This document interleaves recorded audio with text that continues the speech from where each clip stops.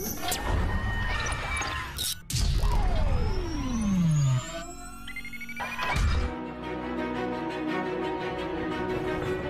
araw mga kadiskarte Pinoy. May gagawin po tayo ngayon na isang standard rice cooker. Ayan po. Pinadala po sa akin ng aking katrabaho. So ayan. Ito po yung power cord na. Ayan. Kung makikita nyo siya guys, wala na siyang yung sinasaksakan dito, wala na. May power cord pero hindi siya magagamit dahil wala na po, nasa ilalim na siya. So ang gagawin natin ay ayusin natin to. Pero bago natin ayusin ay kung bago ka pa lang sa aking YouTube channel, huwag mong kalimutan mag-subscribe at pindutin ang notification bell. Huwag mo rin kalimutan mag-like at mag-comment sa baba. Ang gagawin natin guys, ay unahin muna natin ang power cord. Lagay natin sa extend. Kailangan laging isi-search nyo kung okay siya o hindi. So ang gagawin natin guys, check muna natin itong power cord. O ayan, kabilaan lang.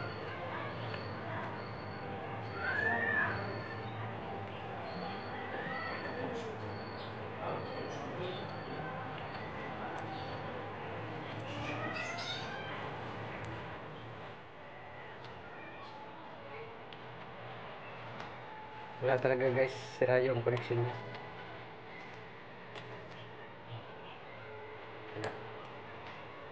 So yan guys, papalitan natin to. Gaya ngayon nangyari ngayon, kailangan talaga unahin nyo yung power cord para malaman nyo kung sira ba o hindi. Gaya ngayon sira po yung kabila. So ang gagawin natin ay papalitan na natin to. Palitan natin. Meron ako ditong extra. Ito yung aking power cord natin.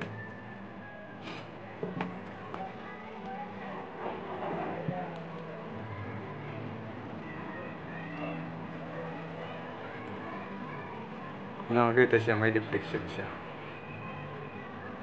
Parehas may deflection guys.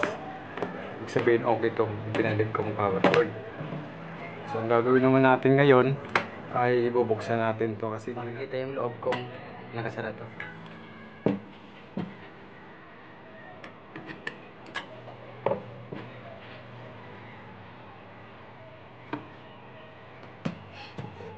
Yan guys yung laman ng rice cooker. Ito yung thermostat. Ito yung thermal fuse. Ito yung temperature limiter. So yan, ito naman yung heating element, dalawa. So ang gagawin natin ngayon guys, para patesting natin kung wala siyang sira, testingin muna natin siya dito sa ito yung papuntang power cord. Yan, dalawa. Sira na. Wala dito yung plastic. So ang gagawin natin ngayon guys ay titester natin itong dalawang connection na to. Itong magkabilang connection. Itong nasa may power thermal fuse at yung isa.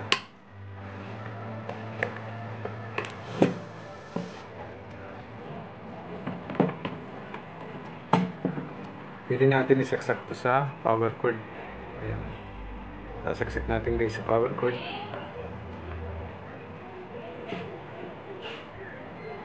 Nakakita nyo siya, sinaksak ko sa power cord.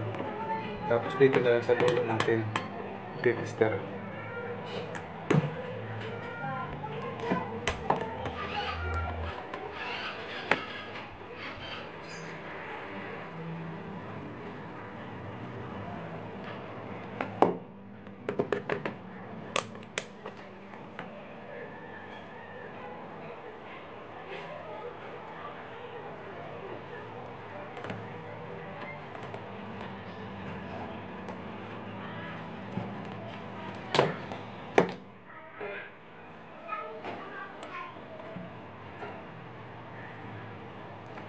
So titesterin na natin siya guys. Kabilaan lang yung test probe.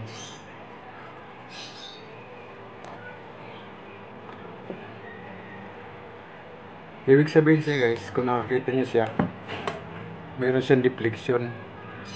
Ito nangangahulugan ng nito, na yung indicator light niya ay nasa cook na lang agad.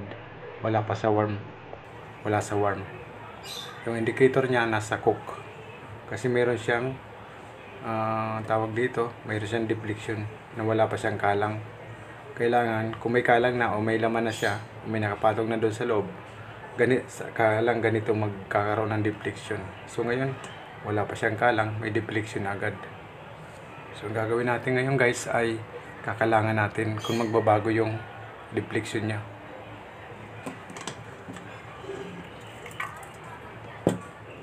Kukuha lang ako ng pangkalang. Ito pwede na to.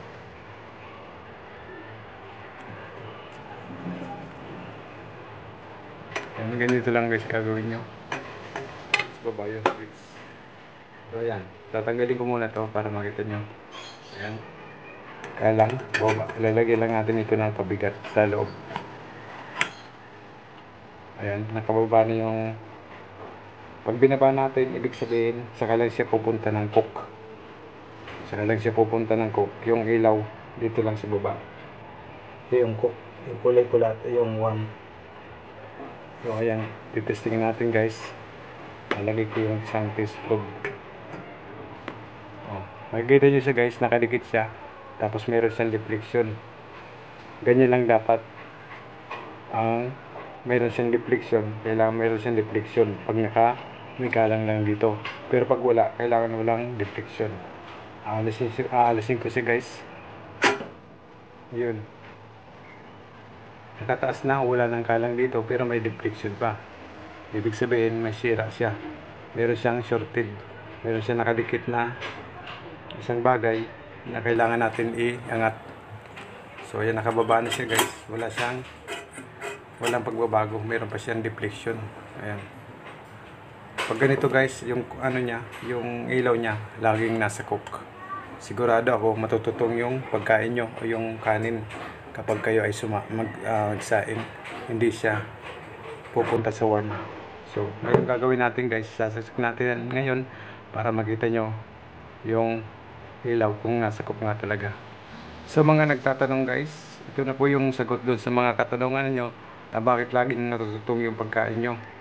Bakit nasa cook na agad, wala pa sa warm, kahit wala pang nakapatong. So ang gagawin natin, papakita ko sa inyo ang indicator light ngayon na nasa cook na siya. Nasa pula. Yan, pula guys, yan yung cook at ito naman yung warm. So ayan, sasaksak ko na siya guys.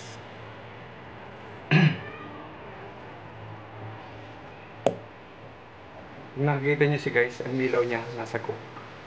Ayusin ko lang para makita nyo. Ayan, mainit na agad. Wala pang nakapatong.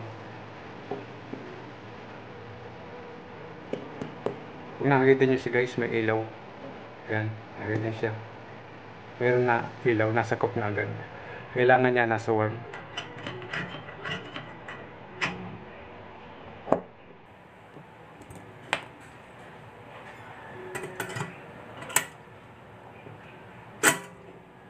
Wala siyang pagbabago guys. Ibig sabihin, kahit walang nakapatong, nasa cook. Kailangan niya nasa warm. So ang gagawin natin ngayon ay hanapin natin yung problema nito. Kasi kapag ganito yung ano nyo, rice cooker, sigurado matututong yung sinaing nyo. Ayan, mainit na. Hanapin natin guys. Ituturo ko sa inyo kung nasaan yun. Ayan guys. Thermal fuse. Switching. Ayan, may switch siya. Ito yung heating element. Yan ang umiinit. Dito tayo guys po-focus. Dito. Sa mga nagtatanong kung bakit laging nasa cook o sunog laging pagkain nila, dito kayo guys mag-focus sa thermostat. Ito yung thermostat. Ito kasi yung yan sa ilalim, tatanggalin ko lang at nang makita nyo ng maigi.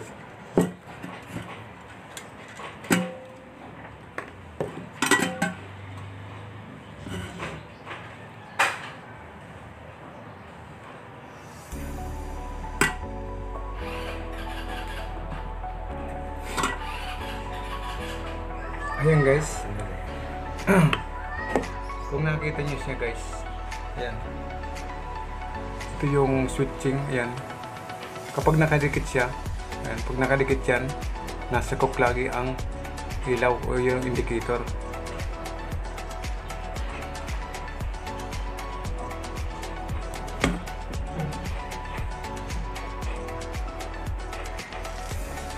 Nasa cook lagi guys yung indicator. Ayan, nakadikit siya. Kailangan nakaangat yan. Kailangan guys nakaangat to. Ito yung mga tanong nung nakaraang video ko. May nagtatanong siya, bakit lagi daw nasa cook yung niya. So ito na ngayon guys yung sagot noon doon sa mga nagtatanong kung bakit laging nasa cook. Ayan.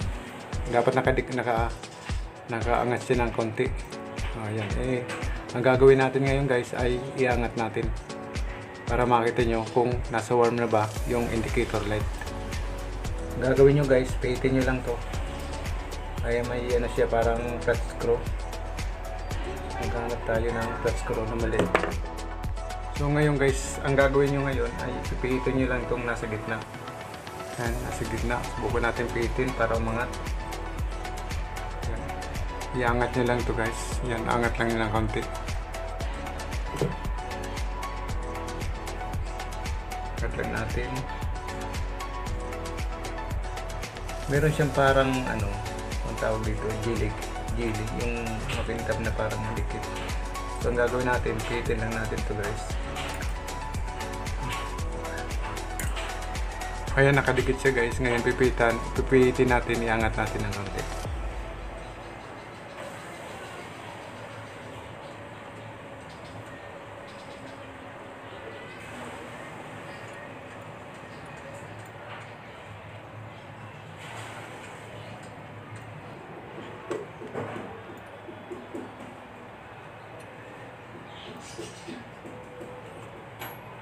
Ayan guys, naangat ko na. Kung makikita nyo siya, nakaangat na siya. Ayan. Ayan yung sinasabi ko. Ayan yung connection, yung switching para doon sa warm sa cook. Kailangan guys. Ayan. Nakaangat siya. Dito nakaangat. Ayan. Kanina, nakadikit. So ngayon, okay na siya. Ayan.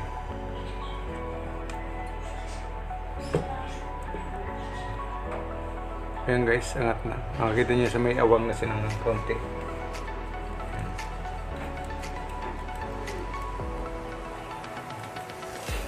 So ang gagawin natin ngayon ay lihaan natin. Lihaan natin kasi may team na. Ayan, nakaangat na siya guys. Nakakita nyo siya. May angat na siyang bagya o konti. Ayan, angat. Nakakita nyo siya. Ayan yung problema pag nasa cook lagi yung yung indicator light, kaya lagi nasusunog. So ayan, okay na siya guys. Ang gagawin natin ay ibabalik na natin sa dati itong thermostat. Ay angat na natin yung switching nya. Ayan, angat na siya. Tapos titestingin natin ulit kung nasa warm na.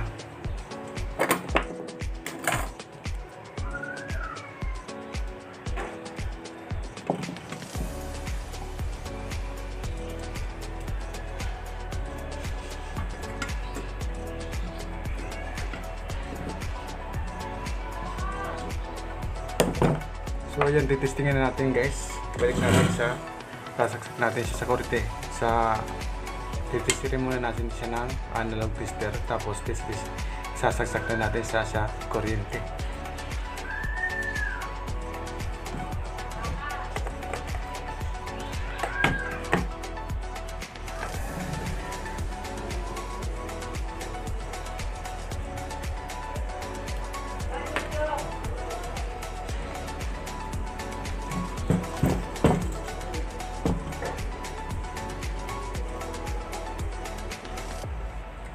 Kailangan guys, wala na siyang deflection pag wala pa siyang kalang o wala pang pabigat dun sa rice cooker. So, yan.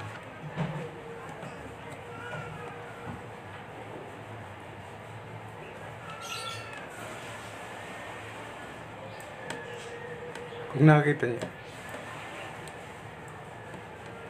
ayan guys, wala na siyang deflection dahil wala pa siyang kalang, wala siyang deflection.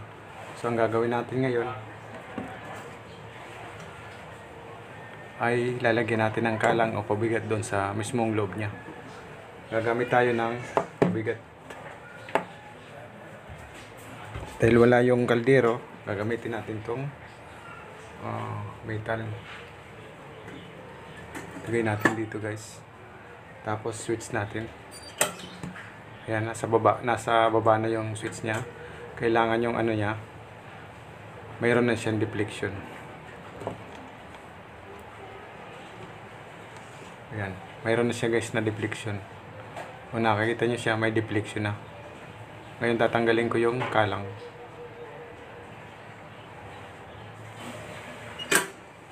Ayan, wala na. Ngayon ang gagawin natin ngayon guys ay isasasak natin sa kuryente.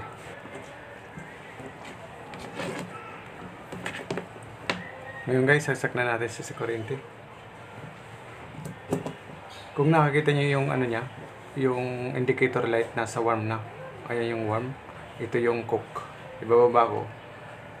Pag binaba ko to, pag sunit o binaba ko to, ito namang ilaw pupunta na dito. Ayan. Kung iinit naman siya, masyadong malamig, masyadong maligamgam kasi warm nga eh. So ang gagawin natin guys ay lalagyan natin dito ng pabigat. Ayan. Tapos switch on natin. Kung nakakita niyo siya, bumaba yung indicator light. Ibig sabihin guys, okay na siya. Hindi na matututong yung kanin nyo. So ayan.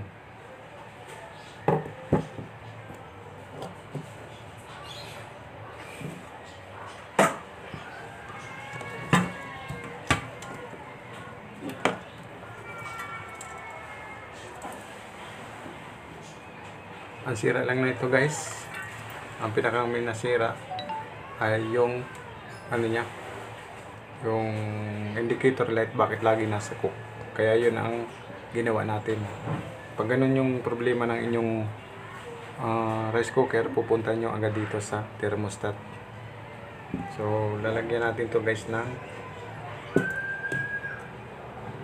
paraan kung paano ito magawa, kasi nasira na nga. Ayan, sira na siya. At meron ako dito guys na ginawa. Ayan, gumawa na ako ng ilalagay ko dito. So yan.